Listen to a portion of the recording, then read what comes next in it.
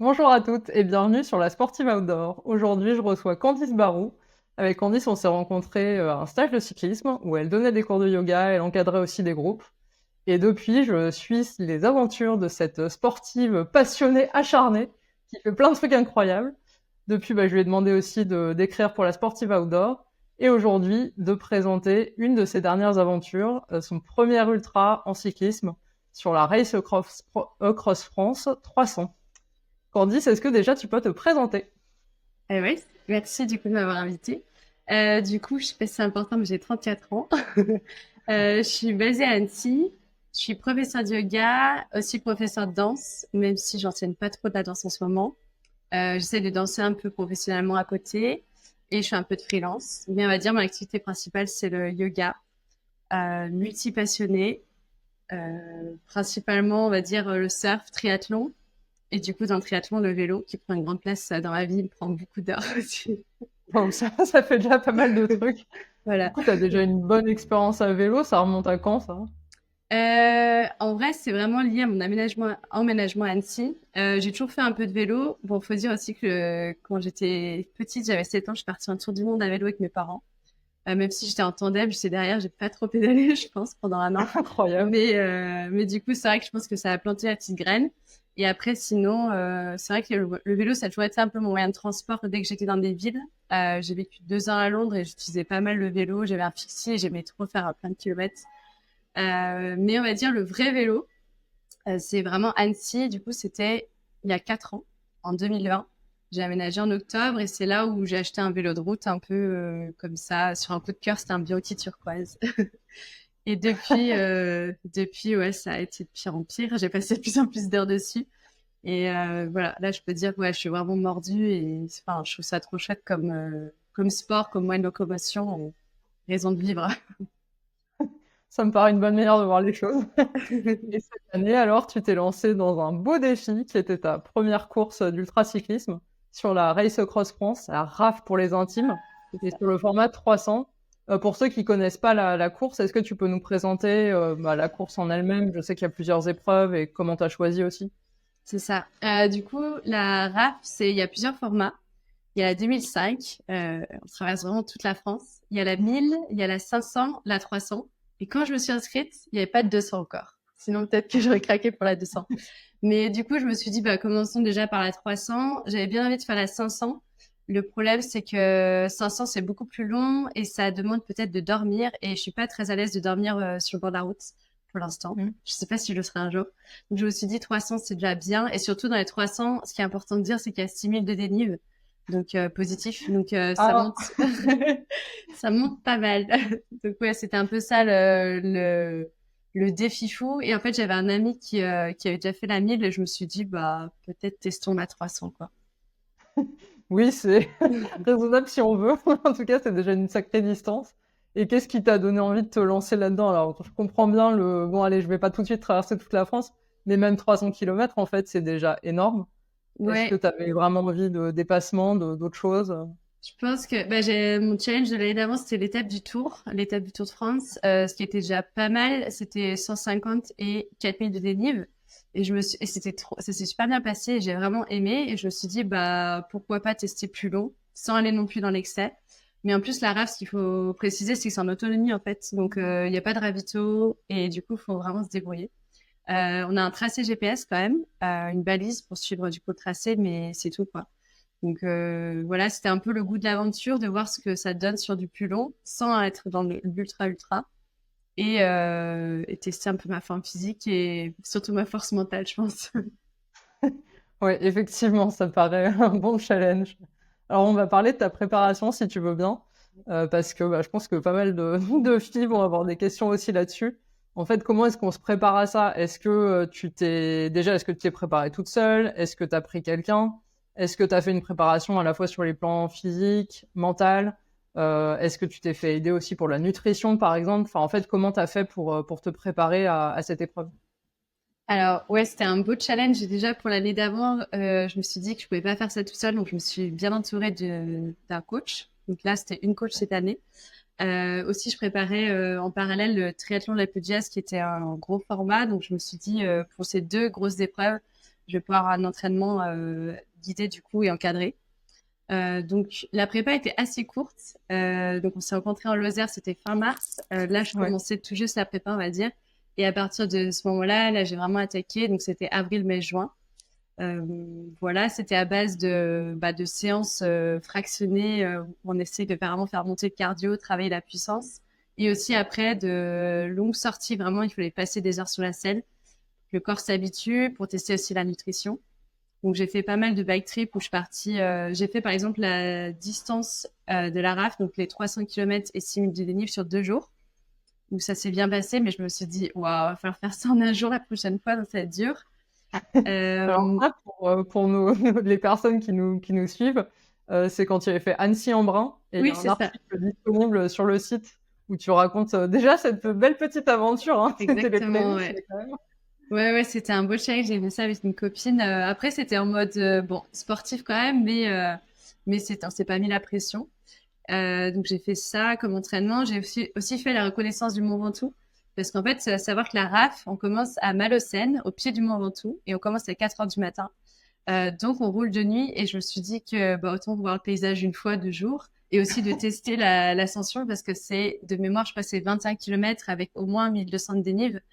Donc c'est une belle montée pour commencer et du coup je voulais voilà au moins l'avoir fait une fois pour avoir un peu des repères, me dire ok en fait ça va c'est faisable ou ça va vraiment être dur. Donc j'ai fait ça là pendant 2 jours. J'ai fait aussi un bike trip avec mon copain pendant en sacoche quoi. Donc ça c'était Ok. un peu les entraînements. Sur le ravito, l'alimentation, je me suis pas fait aider, mais j'ai une amie qui développe une marque là de choses salées. Plutôt des styles houmous. Donc, elle m'a pas mal fourni des tests. J'ai pu tester ça sur l'entraînement. Et mental, pas du tout, mais en vrai, très intéressant de le mentionner parce que peut-être ça serait bien pour les prochains challenges d'avoir une préparatrice mentale parce que c'est vraiment le mental qui fait tout dans ce genre de distance, quoi. Ouais, j'imagine que c'est vraiment important. Mm. Et t'avais quoi en fait comme vélo? Parce que c'est des vélos de route, hein, sur ces épreuves, c'est pas du gravel ou. Ouais, je suis partie vraiment sur un route, même si on a un peu tout vu sur la RAF, à savoir qu'il y a un mec qui avait un cargo, un vélo cargo. Donc, les mecs sont partis en Incroyable. tandem. Moi, j'ai choisi la simplicité. J'ai un vélo, un Cube Axial C62. Je me suis mis une petite mission parce que j'ai juste acheté en juin, donc j'ai eu à peine 3 semaines pour le tester. Waouh. Mais je pouvais pas partir sur mon ancien vélo parce que j'ai vraiment pris un vélo trois fois trop grand pour moi. Donc là, je me disais, je préfère avoir ma taille, même s'il est un peu récent sur mon corps, voilà. Et j'ai fait aussi un bike fitting. J'ai réglé la position avec un kiné qui m'a bien positionné sur le vélo pour être vraiment bien. Parce que l'enfer sur un ultra, c'est d'être mal positionné et rapidement, bah, c'est ou le genou, ou le dos, ou un peu tout le corps, les cervicales, les épaules, qui peuvent être pénalisés, quoi. Ah oui, c'est tellement important ça. C'est vrai que même quand on fait des distances relativement courtes, ça fait vite mal quand on est mal positionné. Ouais. Donc sur un ultra, ça doit être décuplé. C'est ça. T'as bien fait de faire ça. Et en parlant du coup de matériel, j'imagine que c'est aussi une des questions qu'on se pose parce que du coup tu nous disais bah c'est en autonomie, donc il faut vraiment avoir tout avec soi. Et qu'est-ce que tu as emporté? Enfin déjà comment tu t'es préparé? Est-ce que tu as demandé conseil justement à quelqu'un, savoir quoi emporter? J'imagine qu'on va se poser 1000 questions parce qu'on veut être léger et en Mm. même temps on va pas avoir froid par exemple. C'est ça. Donc est-ce que tu as demandé des conseils et puis au final qu'est-ce que tu as emporté comme équipement? Ouais, bah, jusqu'à vraiment la veille. Ouais, la veille du départ, je faisais que de changer. Parce que de base, je m'étais dit, alors déjà, c'est sûr que j'avais besoin d'une sacoche avant pour mettre l'électronique. Parce que du coup, on est parti sur... alors, idéalement, ce format, donc on a 24 heures pour le faire, les 300 kilomètres. Moi, je visais 20 heures. Et en 20 heures, en fait, bah, la montre, le GPS, le portable, ça va pas durer la batterie. Enfin, la batterie, elle aura besoin d'être rechargée. Donc, il faut une batterie externe. Après, on a tout un kit de lumière, de rechange. On a une frontale, une lampe avant, deux lampes arrière. Donc, l'électronique prend vraiment beaucoup de place. Donc, j'avais une sacoche de guidon avec tout ça.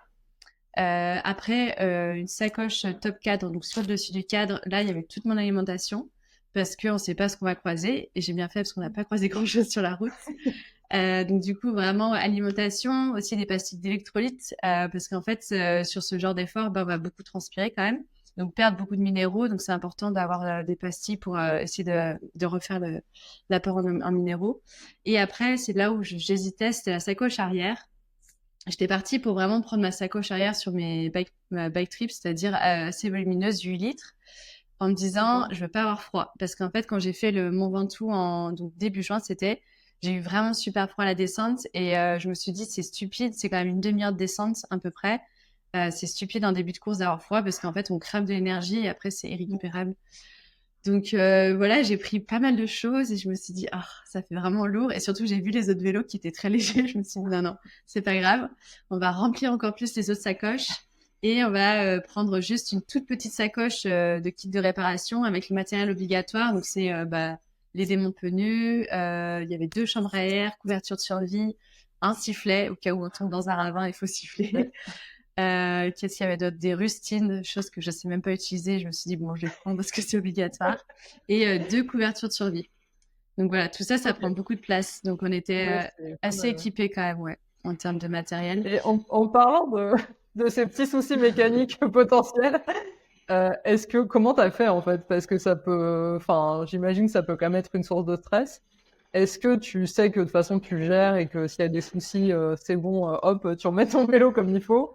Ou est-ce que t'as pris des cours avant? Ou en fait, comment tu t'es débrouillé? Ouais, alors je peux pas dire que je gère. J'aimerais bien dire ça. Non, je pense que ça va. J'ai déjà fait changer des choses assez simples. Si je crève, je pense que je peux changer. Ça me prendra peut-être un peu de temps, mais je me dis au pire, un tuto YouTube, ça peut toujours le faire. J'ai déjà fait comme ça. Je comptais beaucoup sur ma chance de pas crever, de pas avoir de problème technique. Et ça a fonctionné. J'ai rien eu, aucun souci technique. Mais bon, après, c'est vrai qu'on est quand même... Ouais, c'était trop bien. Mais c'est vrai qu'après, on est... En fait, on était la RAV 300, mais on avait aussi les gens de la 2005 ou la 1000, je sais plus, qui étaient encore sur la route avec nous. Donc c'est vrai qu'on n'était pas tout seul sur la route. Et je me suis dit, au pire, je pourrais toujours demander à quelqu'un ou m'arrêter dans un village, tout ça. Mais j'avais, on va dire, tout ce qu'il faut pour changer, un peu moins les connaissances. Bon, disons que t'as les connaissances de base, tu peux changer une chambre à air. Ouais, Après, c'est sûr que je prends un souci de dérailleur, c'est toujours plus c'est compliqué. ça. On va passer au jour de la course maintenant. Alors déjà, tout simplement la question, comment ça s'est passé? Alors, franchement, c'était une très belle expérience. Il y a un élément qui était pas du tout prévu au programme. J'avais un peu peur qu'il soit là, mais il est bienvenu. Ça s'appelle le vent. Et en fait, on Oh, partait le d'un vent à point vélo. A à un point B. C'était pas une boucle. Et en fait, on a eu le vent de face tout le long. Donc c'était très dur mentalement, physiquement. Donc en fait, donc on est parti à 4h30 du matin. Enfin, le départ c'était toutes les 30 secondes, donc c'était un départ échelonné. Moi, je suis partie à 4h37 exactement. Et voilà, partie dans le Mont Ventoux. Donc là, super, l'ascension se passe super bien. J'étais en forme, j'ai doublé plein de personnes, j'étais trop bien. Et 1 kilomètre avant d'arriver au sommet, là, on sent le vent qui se réveille et l'enfer. Vraiment, l'enfer, à finir à pousser le vélo à bout de bras. Toutes les filles, on était les poids plumes, on se faisait vraiment pousser. C'était un peu dur. Et donc là, me voilà au sommet et je me dis, mais comment je vais faire? Enfin, vraiment, en fait, je me vois pas redescendre. En fait, je suis terrorisée. Du coup, il y avait un gars, je lui dis, mais c'est horrible, comment on fait? Il me dit, t'inquiète, il y a le col des tempêtes qui porte bien son nom, 1 kilomètre en dessous, et à partir de là, ça ira un peu mieux. Et donc là, on redescend vraiment tétanisé. Il y en a qui portaient le vélo, ils se mettaient à l'horizontale. À savoir que c'est des rafales de plus de 100 km/h quand même. Donc voilà. Quelle horreur. Après, ils ont arrêté la course. Certains ont été détournés. Ils n'ont pas monté du Mont Ventoux parce que ça devenait trop dangereux. Donc voilà, ça c'était dur. Donc là, je recommence à descendre à pied. Et puis en fait, je me dis non, mais je vais monter sur mon vélo. Moi, il y a plus de poids. Je clippe les 2 pédales et là, hop, je fais la crêpe directement. Oh non. Ouais, en plus les pieds clippés encore, donc vraiment au sol comme ça. Donc ouais, un peu mal à l'ego et puis un peu peur. Donc je remonte dessus, enfin je remonte pas dessus, je marche encore un peu et puis après je descends jusqu'au col des tempêtes et là ça va mieux. Mais j'avoue que j'étais tétanisée sur la descente, j'étais crispée comme ça, les épaules aux oreilles, les mâchoires contractées et je me suis dit mais c'est quoi cet enfer et c'est le début de la course. Donc C'est sûr que ça doit être ouais, stressant quand ça c'était commence comme ça. c'est ça. Et à la première difficulté, enfin c'est la grosse difficulté, c'est le Mont Ventoux, mais vraiment le pire c'était la descente pour moi et en fait, c'est après, en bas, du coup, c'était à Sceaux, il y avait une base de vie qui était plutôt pour les 500, les 1000, les 2005, mais nous, on y avait accès. Mais il fallait remonter un petit dans le village et je me suis dit, non, non, là, je m'arrête pas, je monte pas, tout ça. Et c'était l'erreur que j'ai commis, que j'ai commis vraiment sur ma course. C'est parce que j'avais plus d'eau à ce moment-là. Et je me suis dit, ça va, je vais trouver un village, un cimetière, enfin, il y en a plein, quoi. Ouais. Et en fait, il est 6 heures du matin, donc déjà, tout est fermé. Et puis, en fait, il n'y avait pas vraiment de cimetière, ni de fontaine sur la route. En tout cas, vraiment sur le bord de la route. Et donc là, j'ai pédalé longtemps sans eau. Et du coup, j'ai pas mangé parce que j'avais pas d'eau, quoi. Je me suis dit, voilà. Et en plus, en fait, j'étais tétanisée, l'estomac noué. Donc c'est qu'au bout de 4h30 que je me suis enfin arrêtée. Et là, j'ai fait le ravito en eau. Là, ça allait à peu près. Petit café, même si j'en bois pas, je me suis dit, j'ai besoin d'un peps. Et je repars. Et en fait, j'ai pas plus mangé que ça, pas plus bu que ça.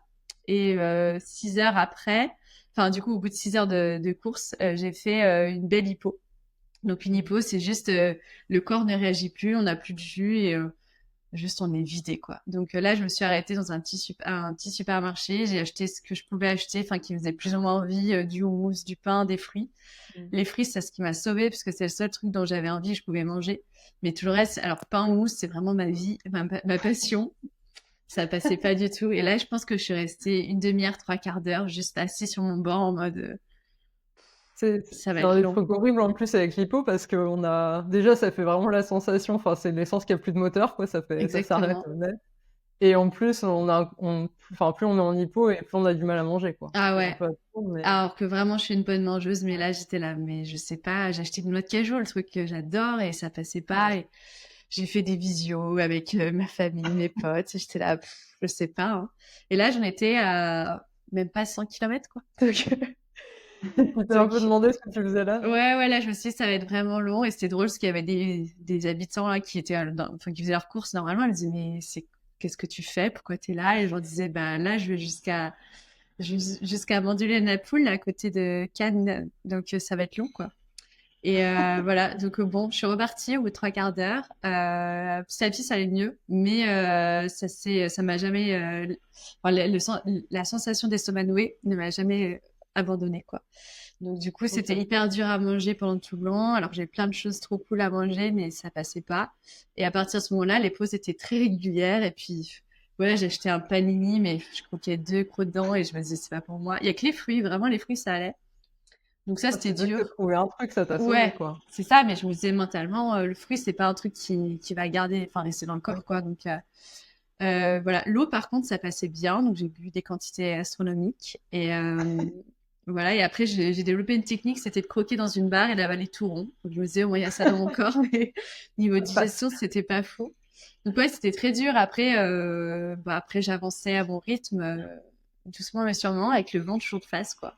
Donc dans chaque Ah. descente c'était en plus ça venait un peu en rafale, donc on était tétanisant dans chaque descente. À plat on n'avance pas et on montait on recule, donc voilà.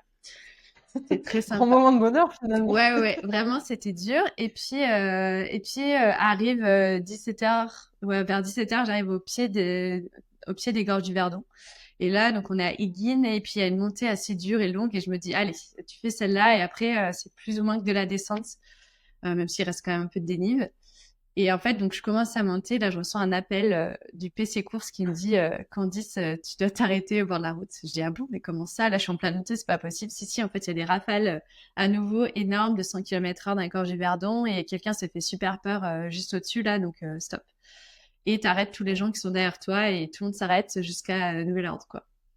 Donc là, c'est un peu dur parce que déjà, c'est à partir de moi qu'on arrête. Donc tous les gens derrière, mentalement, c'est pas agréable de se faire attraper. Et puis voilà, il y a le vent qui nous souffle dans les oreilles, j'ai un peu froid. En plus, mon panini, là, je l'ai jeté juste avant parce que je me disais, je vais jamais le manger, là, j'aurai le temps de le manger. Et du coup, on attend. Au fur et à mesure, c'est la colonie de vacances au bord de la route, ça devient assez nombreux. Je pense qu'à la fin, on était une petite cinquantaine. Et Ah puis, on est OK. resté, enfin, moi, je suis restée 1h30, quoi. Donc là, Ah vraiment, oui, c'est ouais, c'est long. Et puis surtout, j'ai plus envie, là. C'est fini. J'en suis déjà à 200 km, 4000, un peu plus 4000, 4005 de dénive. Et je me dis, c'est bon, hein, j'ai fait ma sortie, là, j'ai plus envie. Et puis en fait, bah, pas le choix, hein, parce qu'il n'y a pas de solution, il n'y a pas de plan B. Euh, pour arriver à Mandelieu-la-Napoule, il faut y aller, quoi, avec nos jambes. Donc à 19h, il nous appelle, il me dit, c'est bon, la course repart.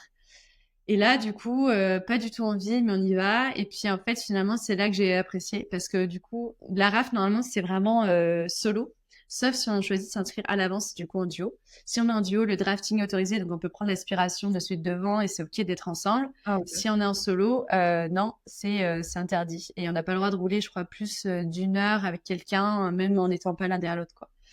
Donc là, Ah oui, ok, c'est strict en fait. ouais, ouais, ouais. Et donc là, je me dis, bah, franchement, maintenant, c'est chacun, c'est juste, je veux arriver, quoi. Tant pis les règles. Et du coup, on a roulé en groupe de 4, enfin, on était 4, 5, et c'était trop bien. Vraiment, de pouvoir déjà partager tout ce qu'on avait vécu, de se remonter le moral, de s'entraîner, de s'attendre. Donc là, il y a eu vraiment, pour moi, la vraie raf a commencé. Et puis surtout, on commence à être déjà à quelques heures de selle.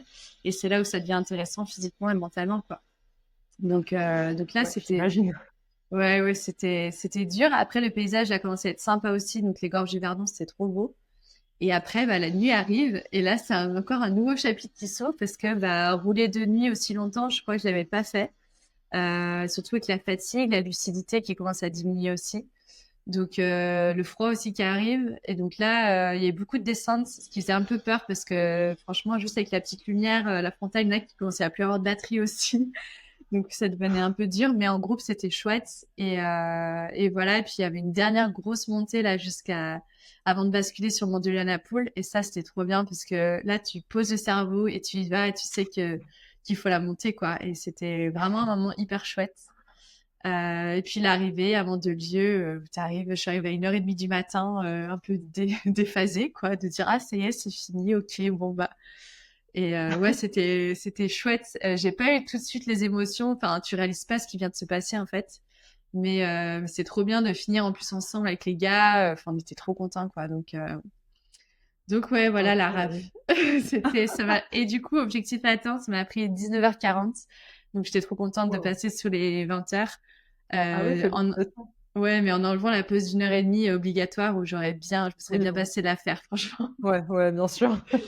Et à la base, tu avais prévu de faire un peu au feeling, ou enfin, donc tu t'étais fixé cet objectif de moins de Ouais. 20 heures, Mm. mais est-ce que tu t'étais noté par exemple des points où il fallait que tu arrives à telle heure pour respecter ces Mm. moins de 20 heures, ou tu t'étais dit, bon, on verra bien, je fais comme Ouais. ça vient? Alors, je dis l'objectif moins de 20 heures. En vrai, l'objectif, c'était de le finir déjà. Je me suis dit, je serais très contente et fière de moi si je faisais moins de 20 heures sur les trucs que j'ai un peu calculés. Mais après, non, je m'étais pas du tout dit à telle heure tu dois être là-bas. Je m'étais noté un peu les fameux points d'eau. Finalement, j'ai pas du tout cherché ni quoi que ce soit. C'était vraiment sur le début de la course et c'était compliqué. Après, les supermarchés étaient ouverts, donc ça allait, on pouvait s'arrêter tout ça facilement. Mais non, non, c'était vraiment au feeling et je savais pas du tout. C'était vraiment l'inconnu de voir comment mon corps allait réagir et le mental, est-ce qu'il allait suivre ou pas, quoi. Ouais, c'est sûr. Et au niveau de la gestion, du coup, donc tu as fait des pauses, mais il n'y a aucun moment où tu as dormi, où tu as fait, je sais pas, une petite sieste le long de la route, ou tu as tout Ouais, fait. non. Alors l'année d'avant, ils étaient partis, je crois, à 23 heures. Et du coup, cette année, nous, on est partis à 4 heures du matin et j'ai trouvé ça trop chouette parce que, bon, même si clairement, j'ai absolument pas fermé l'œil la nuit d'avant, enfin, du coup, t'essayes de te coucher à 21 heures, 22 heures, mais en fait, là, entre l'excitation, le stress, L'adrénaline. l'adrénaline, tu sais que ton réveil il va sonner à 2 heures, donc, enfin bref. Donc, Ouais. non, j'ai pas dormi la nuit d'avant, mais au moins, j'étais allongée. Je me disais, t'es allongée, c'est le principal. Et donc, du coup, en partant à 4h30, franchement, c'est passé jusqu'à 1h30. Enfin, ouais, ça allait. Si on aurait fait comme l'année d'avant, je suis pas sûre que j'aurais réussi à garder les yeux ouverts tout le long, quoi. Mais vu que je bois pas de café, là, je me suis shootée au café, ça marchait bien. Est-ce que tu réussis à profiter un peu des paysages quand tu es sur une telle course, que c'est tellement long que j'imagine avec la fatigue et le fait d'être quand même très longues heures sur la selle, est-ce qu'on regarde encore un peu autour de soi, ou est-ce qu'on est un peu la tête dans le guidon en train de se dire bon, il faut que ça se termine Ouais. Alors j'avoue que le lever de soleil sur le Mont Ventoux, c'était trop chouette. Et là, en plus en montée, t'as le temps, le vent était pas encore là, donc ça c'était vraiment trop bien. Alors je sais pas si le tracé était pas extraordinaire ou si vraiment pour le coup j'avais la tête dans le guidon face au vent, mais j'ai pas vu les paysages clairement jusqu'à Ok. les gorges du Verdon. Et les gorges du Verdon là c'était trop chouette, mais encore une fois on était en montée, c'est le coucher du soleil. Donc on va dire lever du soleil, coucher du soleil, c'est le seul moment où j'ai vu les paysages. Mais je pense Heureusement que que ça pour il y avait avoir... les deux. C'est ça. Mais par exemple, bon, le triathlon de la Peu d'Huez, c'était pas aussi long, hein, c'était 6 7 heures de vélo, mais là, pour le coup, c'était trop beau et j'étais dans un autre état d'esprit et j'ai eu le temps de lever les yeux et d'apprécier, quoi, même l'étape du tour. Je trouve qu'en montée aussi, on a plus le temps de prendre le temps, du coup, on est Ouais. un peu lent. Mais là, pour le coup, ouais, on va dire gorge du Verdon, bon, bon, tout, c'est tout, quoi. Et au niveau de ton équipement, est-ce qu'il y a des choses après coup que tu as regretté d'avoir emporté, ou au contraire, est-ce que finalement, bah, par exemple, tu as eu froid et tu t'es dit, mais j'aurais trop dû emmener quand même une sacoche un peu plus grosse avec, je sais pas, un coupe-vent supplémentaire en plus ou quelque chose comme ça? Du coup, au final, j'avais pris juste un coupe-vent, un cache-cou et des gants. Je pense une petite épaisseur en plus, ça aurait pu être bien, mais ça va, j'étais pas tétanisée de froid. Si, je crois que j'avais pris... Ah oui, c'est ça. Non, en vrai, j'étais assez, assez smart. J'avais pris un t-shirt en plus et j'étais trop contente de changer de t-shirt. Parce que justement, dans les gorges du Verdon, toute la journée, on avait transpiré, j'avais le t-shirt vraiment mouillé. Et de mettre le t-shirt mouillé et par-dessus le coupe-vent, c'est vraiment... c'est pas le bon deal. Donc du coup, c'était bien de pouvoir changer de t-shirt. Après, bon, dans un monde idéal, peut-être une brassière de rechange, vraiment pour le confort, mais c'est vrai que le froid, ça a été, et encore, c'en était fin juin. Je pense que si on était dans une autre période de l'année, clairement, la sacoche 8 litres aurait été bien pour être sûr d'avoir vraiment chaud, quoi. Ouais, c'est sûr. Et donc tu disais qu'avec les autres cyclistes, donc en fait vous n'avez pas le droit forcément de rouler vraiment ensemble, mais tu peux quand même rouler avec les gens sur un temps un peu court, disons. Mm. Ça donne quoi au niveau de l'ambiance? Est-ce que les gens sont un peu en mode compète, j'y vais à fond et je regarde pas trop les autres, ou au contraire est-ce que ça discute pendant les pauses sur le vélo? Enfin, ça donne quoi au niveau de Mm. l'ambiance? Non, non, franchement, c'était chouette de pouvoir partager, justement, échanger. C'était assez drôle de croiser des 1000 ou des 1005 parce que eux, ils étaient plus trop lucides et t'as l'impression qu'ils venaient d'une autre planète. Mais c'était trop bien d'avoir un peu leur vécu, tout ça, qui nous racontent la course. Et après, il y avait, c'est vrai, plus vraiment de café où on a pu se croiser, les autres cyclistes. Donc, dès qu'il y avait un café, il y avait tout le monde. Donc ça, c'était chouette de pouvoir discuter un peu et échanger. Et non, non, pour le coup, je trouve que l'ultra, c'est pas une compétition avec les autres, c'est juste avec soi-même, et ça, c'est trop chouette. Enfin, c'est de se dire, bah, moi, vraiment, je avancer plus vite si vous voulez. Enfin, moi, je suis au max, en fait. Donc, non, ça, c'est bien. C'est pas comme l'ambiance triathlon où, non, non, là, il y a plus de partage et d'échange, quoi. Ouais, c'est quand même un des trucs sympas. Et qu'est-ce qui t'a le plus plu finalement dans la course? Sur le coup, on va dire. Après, on fera un bilan quelques mois plus tard, mais sur le coup, est-ce que c'est justement ce lever du soleil dans les gorges du Verdon, ou est-ce que c'est Ouais. autre chose? Ouais, du coup, c'était le coucher de soleil, et ça, c'était clairement Ah oui, oui, le... coucher de soleil, Ouais, pardon. ouais, je pense que c'était ma partie préférée parce que c'était, bon, bah, ça y est, là, c'est un nouveau chapitre qui s'ouvre de cette aventure et on est ensemble et puis c'était trop sympa, les mecs avec qui j'ai roulé, on s'est vraiment marré. Et rapidement, tu crées des liens super forts. Enfin, tu les connais pas et en fait, t'es dans la même galère, donc là, tu deviens un meilleur pote, quoi. Et le paysage était trop chouette. Et puis, ouais, je pense déjà, de plus avoir de vent, en fait, c'était incroyable. T'avais vraiment ce truc apaisant, en fait, de se dire, il y a plus de bruit, t'avances, bah, comme t'avances, mais t'as pas quelque chose qui te freine comme ça devant toi. Donc, ouais, ça, c'était vraiment le meilleur moment. Et l'arrivée aussi, c'était chouette, quand même. Ouais, j'imagine. Ça doit être incroyable. Ah, ouais, Même si tu réalises pas tout de suite, quand même, tu te dis, c'est bon, je l'ai fait, je suis allé au bout. C'est ouais. quand même génial. Maintenant, on va passer à ton après-course. Déjà, comment t'as récupéré dans les jours suivants? Alors, c'était un peu problématique parce que du coup, bah déjà, arrivé 1h30, du temps de manger un peu, tout ça. Enfin, manger, non, j'arrivais toujours pas à manger alors qu'il y avait vraiment du moelleux au chocolat, tout ça à l'arrivée, mais j'ai rien pu manger. Mais juste déjà d'arriver à son Airbnb, de se doucher, tout ça, de discuter, du coup, j'étais avec une amie, ça a pris le temps de se coucher. Donc, du coup, en fait, coucher à 4 heures du matin, sachant que la nuit d'avant, on n'a déjà pas dormi. Donc là, le capital sommeil, pas top. Et en fait, tu te lèves naturellement quand même assez tôt. Donc, je pense que j'ai dormi 3 heures, 4 heures. Donc, ça faisait peu d'heures de sommeil. Et le dimanche, c'était vraiment repos, farniente, c'était cool à la plage. Mais le lundi, on est remonté sur le vélo avec mon ami parce qu'il fallait qu'on retourne à notre voiture. Donc, la logistique était un peu compliquée. Donc, en fait, on a de moins de lieux. On est allé jusqu'à Cannes. Donc là, ça va, il y avait 15 kilomètres. Et on s'est dit, ah bah ça va, ça déroule les jambes et tout. Et de Cannes, on a pris du coup un train jusqu'à Marseille, puis de Marseille jusqu'à Avignon. Et de Avignon, il fallait revenir on avait, sur le papier, ça allait, on avait 40, 50, et puis pas tant dénivelé que ça, 500, je pense. En fait, ça s'est La avéré... bonne mission. Non, et en fait, c'était beaucoup plus, c'était bien 55, bien 700, je crois. Et le vent avait tourné, et on a eu le vent de face à nouveau.